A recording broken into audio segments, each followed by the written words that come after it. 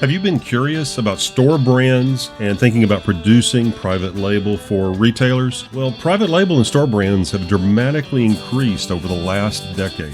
This offers manufacturers an opportunity to examine their current product portfolio and market. As you probably already noticed, everything from fresh, frozen, and refrigerated foods, beverages, snacks, shelf-stable groceries, and ingredients of all types are now available in store brands. This has called branded marketers to step back and evaluate their current positions and make critical decisions. And you're probably asking yourself questions about your company's product lineup and retailer supply relationship. In this quick video, I'm going to share some insights and thoughts as you tackle the decision on whether you're going to make store brand or supply private label to retailers.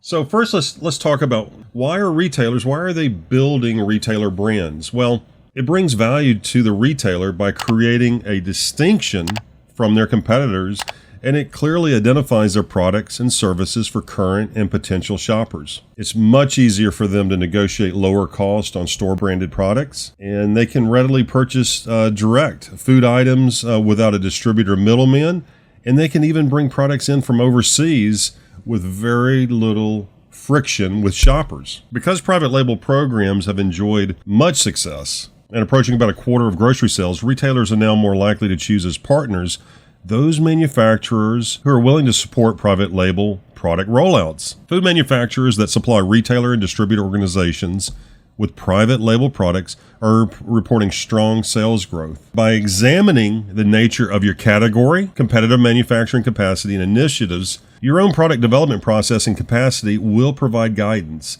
This information that I'm sharing in this video will assist in deciding on how your company might participate in a store brand program. Your response should include consideration of manufacturing capacity for a particular item, and we'll consider three basic categories: commodities, unique, and revolutionaries for building your response. Okay, so the three basic categories for building your store brand response. So in commodities, you can think, what's a commodity? And is your product a commodity? That's what you want to ask yourself. So we want to think about milk and dairy products.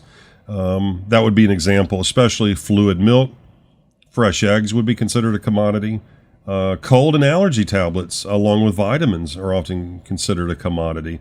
And then say sugar or flour for baking. Water, for instance. Unique products would be something like some specialty meat snacks, taco Mexican dinner kits, organic and local harvest.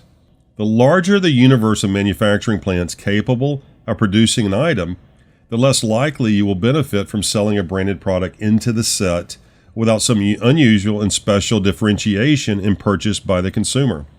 So let's get into the definition of that. Stored brand products are generally not supported by manufacturers with trade spending or advertising to consumers.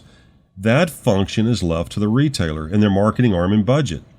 The consumer recognizes the store brand as part of their product mix of the retailer and will anticipate a particular level of quality and determine purchase opportunity. Therefore, traditional budgeting and overheads of a branded product do not adequately reflect the nature of cost associated with private label suppliers. The specific marketing cost, packaging design, and product development cost are radically different from branded product manufacturing and marketing. So, we've talked briefly, I've shared with you some insights on private label programs and deciding or considering thinking about supplying private label. Well, retailers are moving fast to develop and enhance their portfolio of store branded merchandise in every category. Manufacturers should carefully consider the portion of their portfolio for commodity style items that can easily and quickly deploy into the store brand channel alongside their branded, unique, and revolutionary items.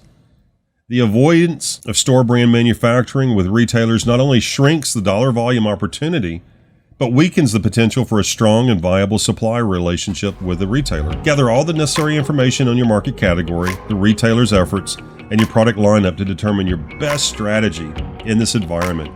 Thank you very much for watching. If you're seeing this anywhere other than timforrest.com or youtube.com, Tim Forrest Consulting, say, I'd love to learn about the products that you're building, any revolutionary or unusual items that you might have or innovative that you're bringing to market. Jump on my calendar, timforrestmarkets.com. Thanks a lot. Have a great day.